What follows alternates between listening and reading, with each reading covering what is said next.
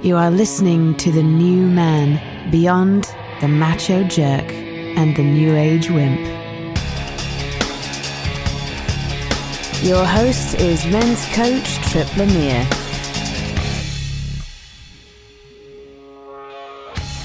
Have you ever worried that you've made a big mistake with your life? Are you unconsciously building yourself a fur-lined mousetrap? And what if your ideal lifestyle is much cheaper than you can imagine? Dr. Eric Goodman is here to discuss his killer RV, how his physical pain became the doorway to a life of purpose, and his new book entitled True to Form.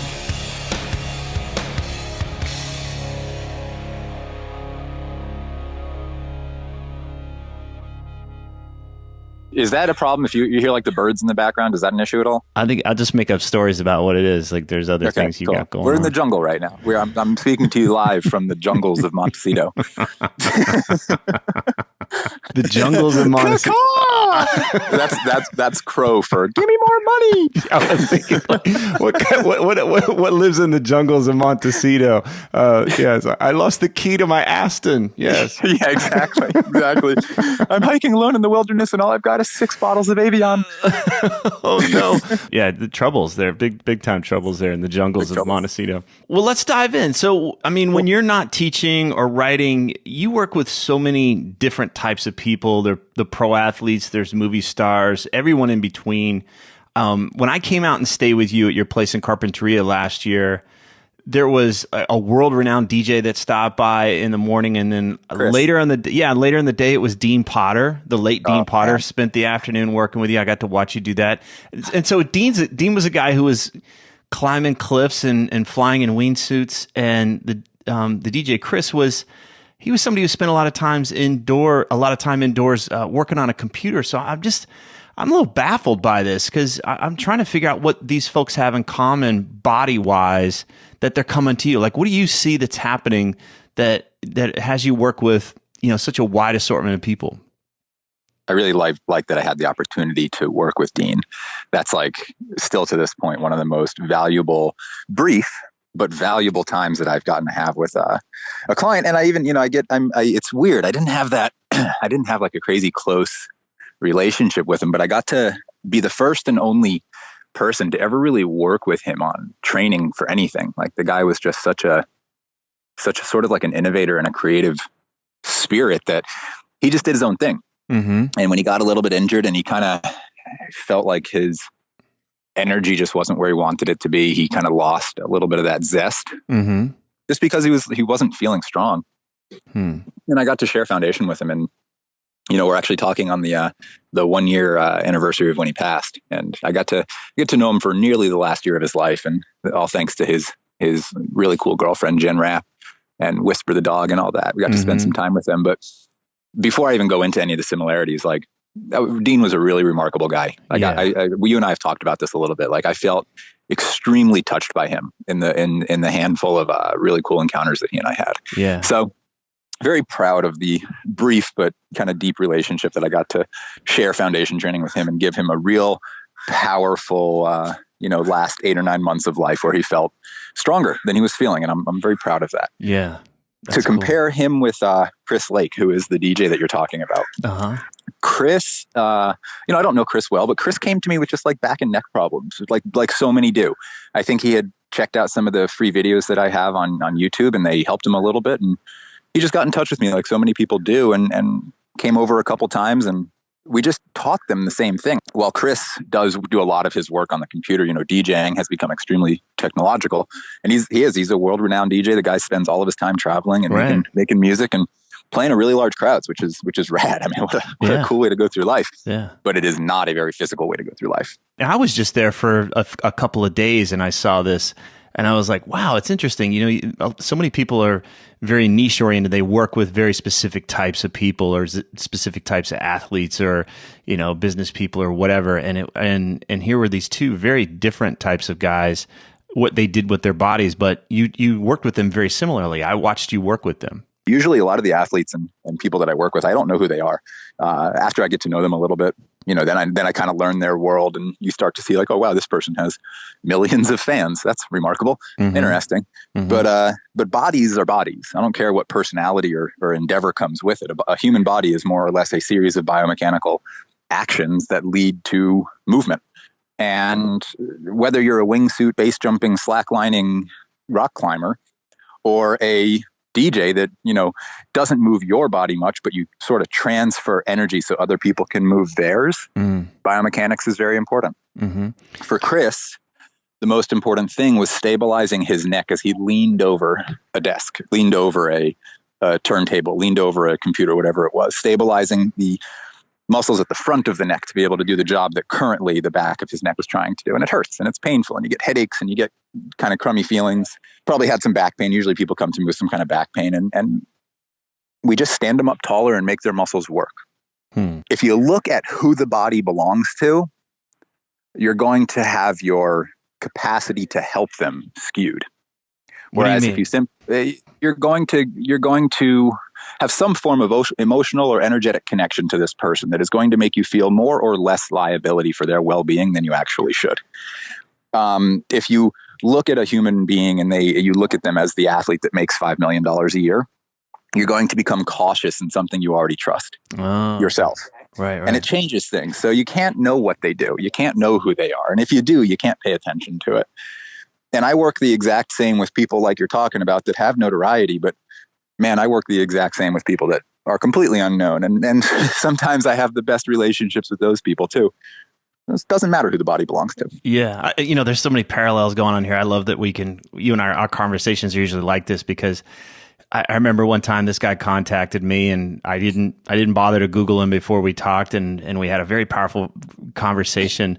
And I challenged the shit out of him. Like, I just was like, I don't know if I want to talk to this guy anymore. He's just kind of a pain in the ass, and he's done, and I just really challenged him. And at the end, he was like, we have to work together. I want to do this. And I gave him a challenge and sent him on his way. And we ended up working together, but I Googled him afterwards. He ended up being some billionaire. And I mean, I'm not exaggerating. He was a billionaire. And I remember I felt my own orientation to him shift in that moment where doesn't it? I got precious, because somehow I had elevated him because of his financial status.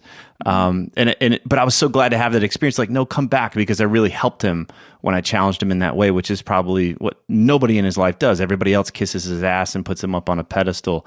So I like that you bring that in there of just seeing people's bodies as they are instead of attaching their notoriety or their thing to it. And I imagine it just helps you zero in on what's happening for them and what really needs to shift for them to feel better. I'm curious, like, I've got a sense that I don't know if this is the right question, the right way to say it, but how are we moving wrong?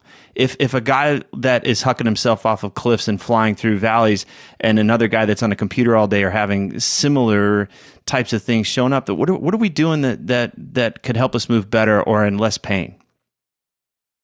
It has to do with lifestyle. And lifestyle has a lot more to do with like your hobbies than anything else. But even those hobbies tend to become centered around convenience in a sense. I think the wingsuit jumping is probably the furthest end of the extreme, where Dean's problems weren't primarily pain related. They were energy related.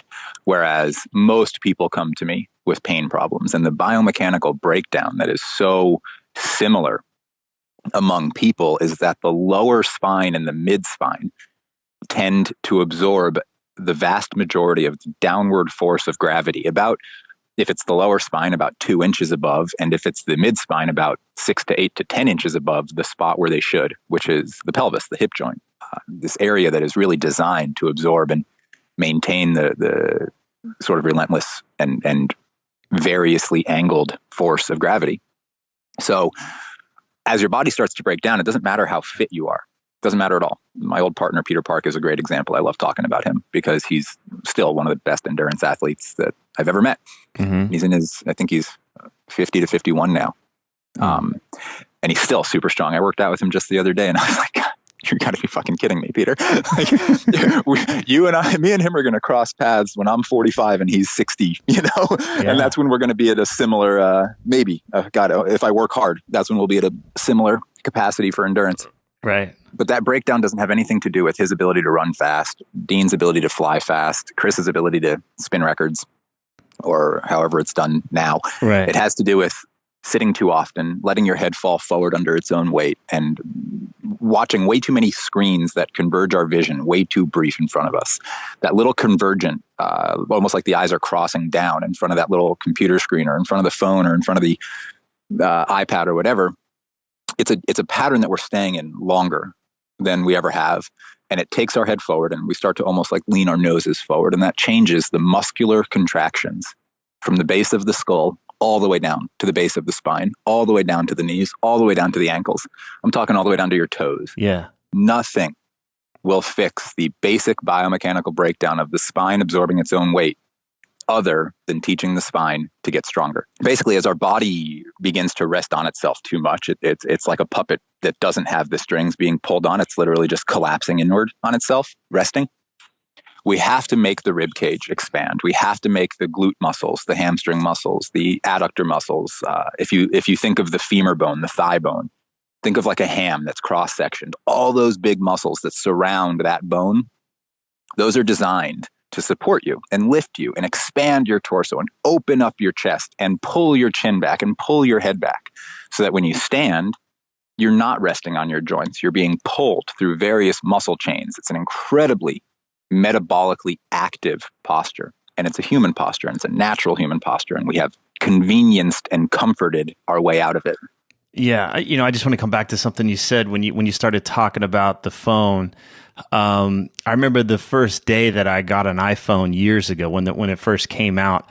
And it was the first day I felt this pain in my neck from craning over. Right. And I remember like, that's interesting. I buy this piece of technology and now I'm in pain, and I know I'm not alone. And it's been a challenge since then. Just like, oh man, I've got to stand up, pull my chin back. Everything as you just listed, I was doing as I'm sitting here talking to you, I was, erecting myself back up and stacking the bones again. That's another problem. You look at your phone too much and it gets harder and harder to erect yourself. Yeah. Let's talk about, all right. You want, I know where to take you, Tripp. Oh man, I just your videos, how to do these exercises. This new book, it's so critical. It's so important. I just want to point the guys to it. Just go do the work. I believe in it. You've helped me tremendously. I know that you're helping so many people. One of the other things about you that inspires me is just how you've also built your life. So many of the guys that I talk to are these rat racers. They're working their ass off, drilling themselves in the ground, like working for this someday. This thing's gonna pan out, and they're gonna have this miraculous kind of life that they're working towards.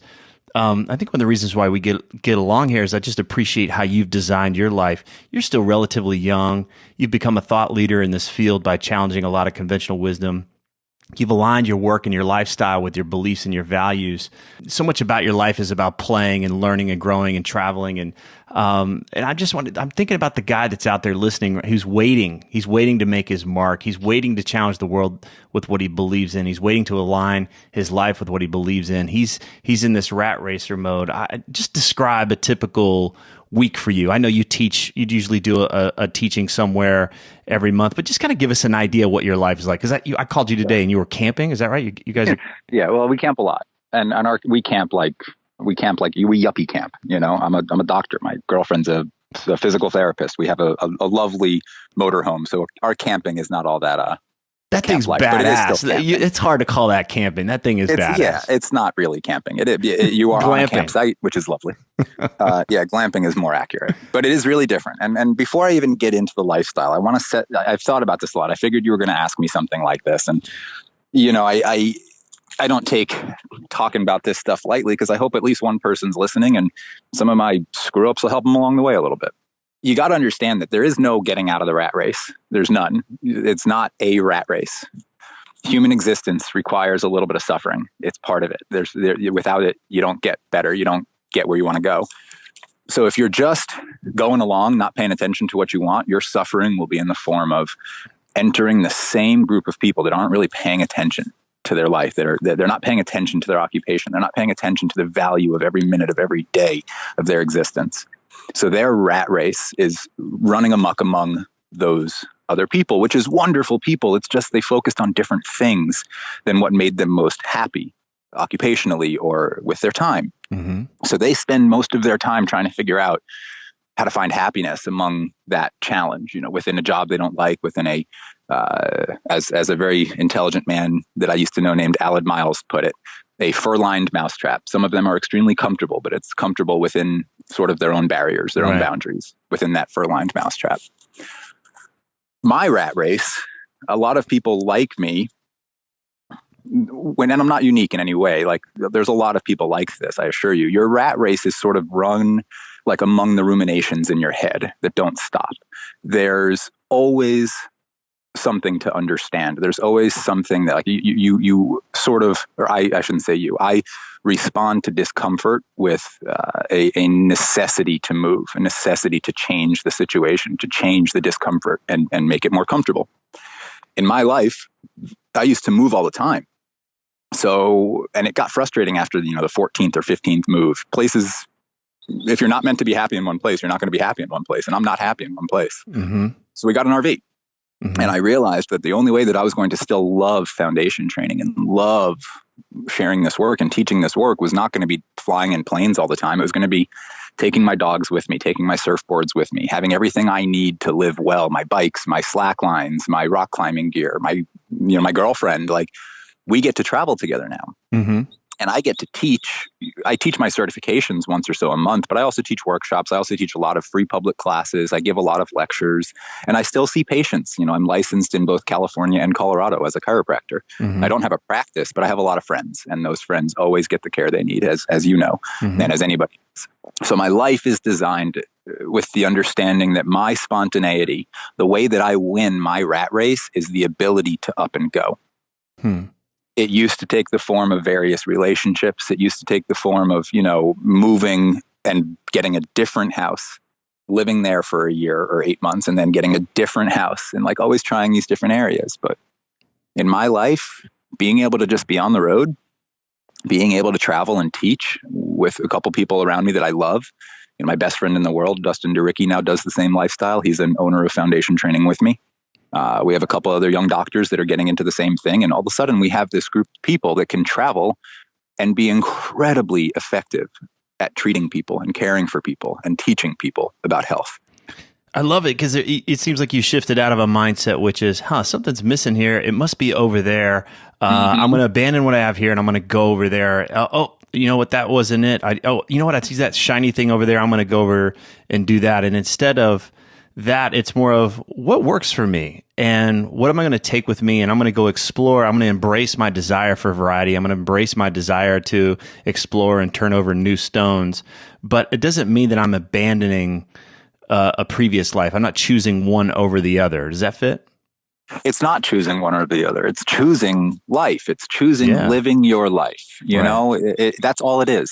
Yeah. Well, I think that's why a lot of guys get stuck, is they think changing lanes means burning the other one, that somehow they've got to completely separate themselves from their past and what they know. And it becomes this either or kind of a thing instead of, okay, this is what works for me. How do I do more of the other stuff that has me feel more alive?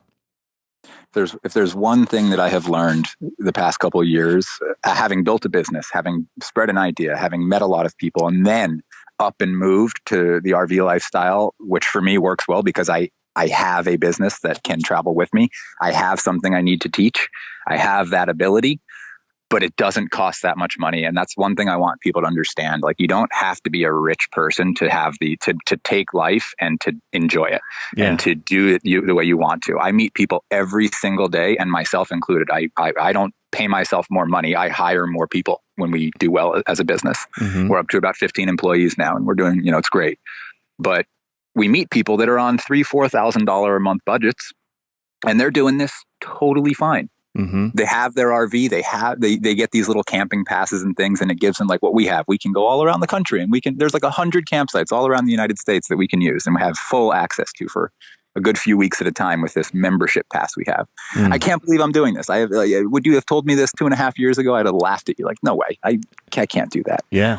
But now that we're into it for a little while, now that I haven't had like a set structural home in a set place for over a year and a half, man, I feel more interesting than I used to feel, if that makes sense. Like, I've met a lot more people. I've seen a lot more things. I've hiked a lot more I've surfed a lot more waves that I never would have surfed.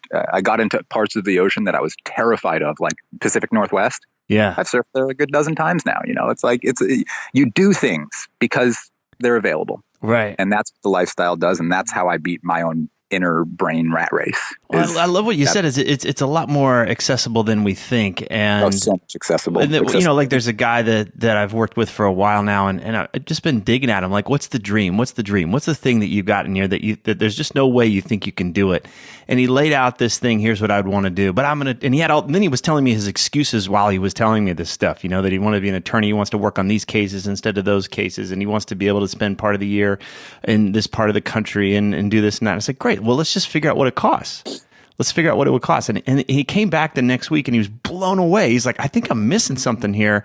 It can't be that. I mean, this is doable. That was his first thing, is I can't believe it because it's actually doable.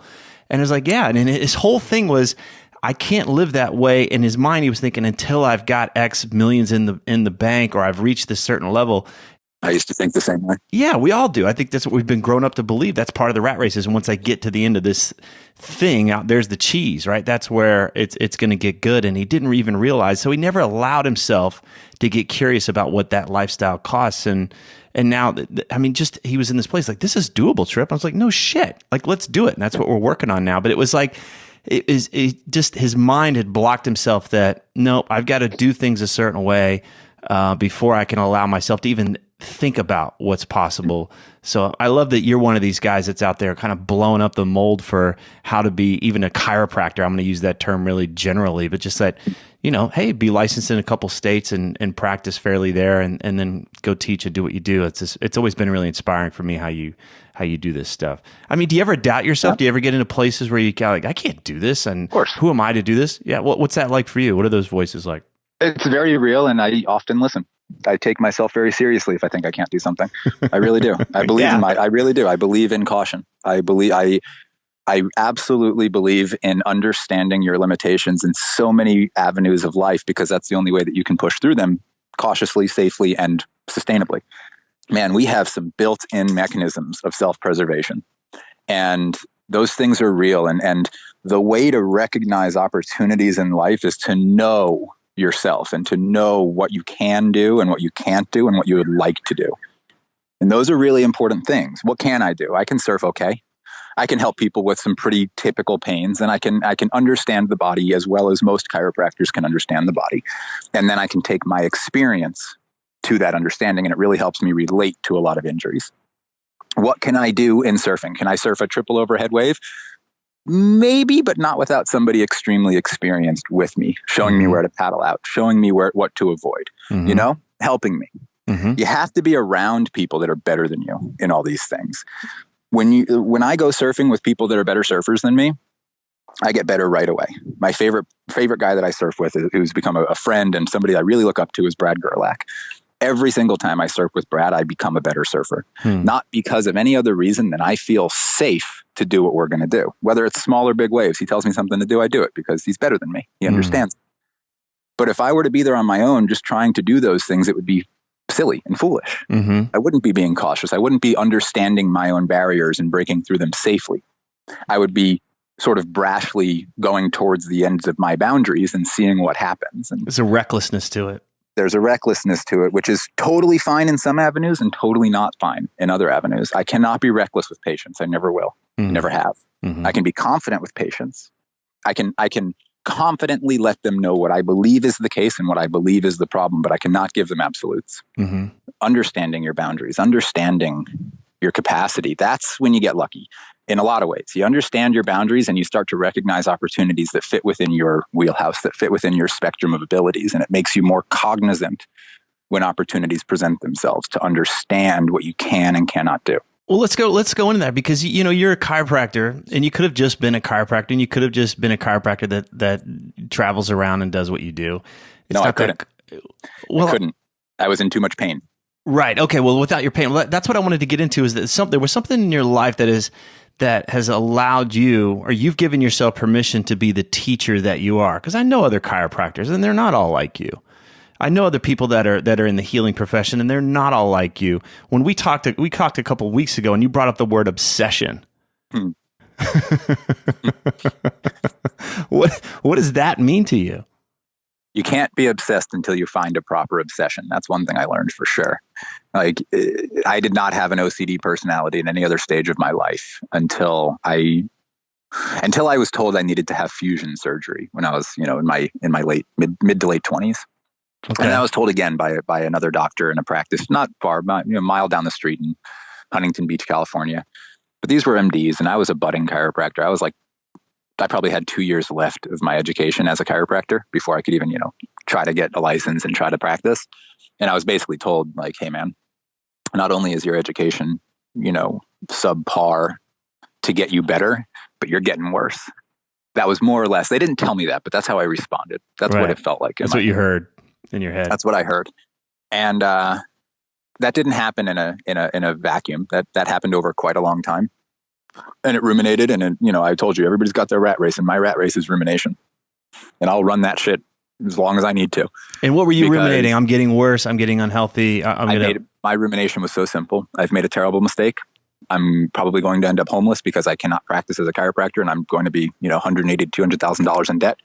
I've lost trust in my profession. I've lost trust in my body. I've lost trust in myself. That was my rumination for many years. I went down the wrong path. I went down the wrong path, and I went too far down it. Wow. That was my challenge. Mm-hmm. In every iteration that you could imagine of that self-talk presenting itself, mm-hmm. It became the most mentally and physically unhealthy time of my life between the ages of about 26 to about 30. And which is interesting because in that time from 27 to 30, I was very actively fixing my spine, very actively, and moving towards what became foundation training. So you were getting better, but you were still, in your mind, there was still this story that I've made a huge mistake with the path that I'm on. My body was getting better.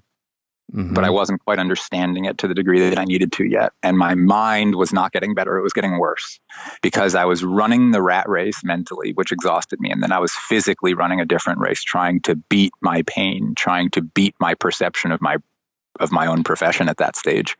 By the time I became a chiropractor, I still had a lot of pain. And it was such a weird dynamic, man. I was starting to get like a decent reputation because I was working with an Olympic water polo team, and I've always been good at pain relief with other people, but man, it was like this couple few years where my body started getting better and my brain just got so stressed out and anxious, and anxiety would be the most pertinent word, just constant anxiety about what I was going to do with my life and how I was going to make any money and how I was going to fulfill what I felt was a really big purpose to become a doctor, mm-hmm. Not just for myself, but I really thought I was going to be a good one mm-hmm. when I was young, especially. And I just wanted to do it. I wanted to be there. And then I failed my boards a couple times in 2008 and then again in 2009. So I literally could not become a freaking chiropractor. Right. It was just failure. It was legit failure for a good few years, 2007, 2008, 2009. And then come 2010, I started to understand my injuries, and there was nothing that started happening with other people. I still had patients and they were getting better. I can't even call them patients. I still had, at that time, clients because I wasn't licensed. So I couldn't call them patients. Mm-hmm. But I still had clients that I got out of pain because I started understanding that strengthening your lower back was the most important thing at that stage in my head for getting out of pain. So the switch that kind of started happening that took me from this crazy anxiety, which I still have sometimes, but not to the degree in any way, shape, or form. But it took me from this crazy anxiety to this more peaceful place of understanding was logic building within my own head that helped me understand the biomechanics of my injury. It's like all of a sudden around 2009, 2010, there was this switch that made me understand anatomy differently than I ever had. And I started, it's going to sound so weird, but I started feeling my own movement, my own mm-hmm. muscle contractions. I started feeling when my back was weak. And then I started feeling how to protect it. Well, let me ask you something here, because I'm fascinated by this, because it sounds like you went from, okay, tell me world what I need to do, to be a good doctor and to have a future and stability in that way. Tell me what I need to do in order to, fill in the blanks. And then your awareness turned inward and you just started paying attention to what was working for you. You started actually getting really present with your own process and what had you get stronger, and also where you were protecting yourself and perpetuating the patterns that had you go and experience pain. Is that right? It sounds right. It sounds right. It sounds like, I had pain. It was very frustrating, and it caused me mental and physical distress for several years. By 2010, between 2009 and 2010, there was an occurrence that kept happening. It wasn't an individual one. And every time it kept happening, I kept getting a clearer picture of what was going on, both physically within me and externally in my life. I started to notice that my pain was providing me with a purpose in life, and that I had the opportunity, completely within my wheelhouse, completely within my spectrum of understanding, to understand my pain. And I decided to develop the skill, much like I train professional athletes to be better at their craft. I decided to develop my skill of understanding pain management through my own pain. And I worked on that skill tirelessly every single day from the moment I figured that out, honestly. As soon as it started to make sense that I could fix other people with what I knew about my own body, I started teaching public classes. I started very often for free, actually most often for free because nobody would come otherwise. But then they started coming and paying, and I started doing like donations and all that. And all of a sudden this anxiety of what am I going to do became an anxiety of how am I going to do it. And that was a gigantic switch in my life. Yeah, that's got to be big, because that's like, who am I to do this work? Who am I to, this doesn't fit with what we're being taught or what I've been taught. This is something that's me. This is something that's built on my own experience. That can be rejected. This can be, made wrong, or I can be criticized. That took some balls to step into that. Yeah, it did. I'm trying to remember what it was like I'm trying to remember if I ever felt all that scared to put my idea out there. Cause by the time my first book came out, I had never put anything out publicly when my first foundation book came out. That was mid-May 2011. By the time I put that book out, I had several thousand people in a short time in 2009 to 2011 tell me how much posterior chain recruitment, as I taught it at that stage, helped them contend with the physical ailments of their lives. And that was a satisfaction that I had never felt before. And it drove my sense of purpose to obsession. This shit's working, basically. You're getting the message that this is working. Yeah. It's working. And not only is it working, but the people that keep doing it longer are the ones that are getting most excited about it. And that sense of purpose has made me a new man. There's no other way to put it. It has changed my cellular makeup to that of somebody that is supposed to teach. Yeah. Supposed to feel proud of what I do. And instead of questioning myself on what I should be doing, I simply try to become the best at what I do, which is teach people how to fix themselves. Because damn it, you need to fix yourself in life. Yeah. Well, I just come back to I'm running away from my pain. I'm fearful of my future and where this has gone. I've made this decision, and I've made the wrong decision. Into your pain becoming the doorway, you finding your own voice, you finding your own path, creating your own path, confronting the fear of who am I to create my own path? Who am I to be somebody that teaches this stuff? Doing it anyway, and then finding a real sense of purpose, a real sense of meaning by staying at it. It wasn't just, I had this idea and it was what could have been and what might have happened. You stayed with it, persevered, and now almost a decade in, it's still gathering steam and getting bigger and bigger. Yeah, it's been 9 years since I was told to get surgery in 2007, and I wasn't told to get a herniation fixed. I was told to get a fusion surgery on my lower spine, and there's in the new book there, I introduce a couple of my students who are unique.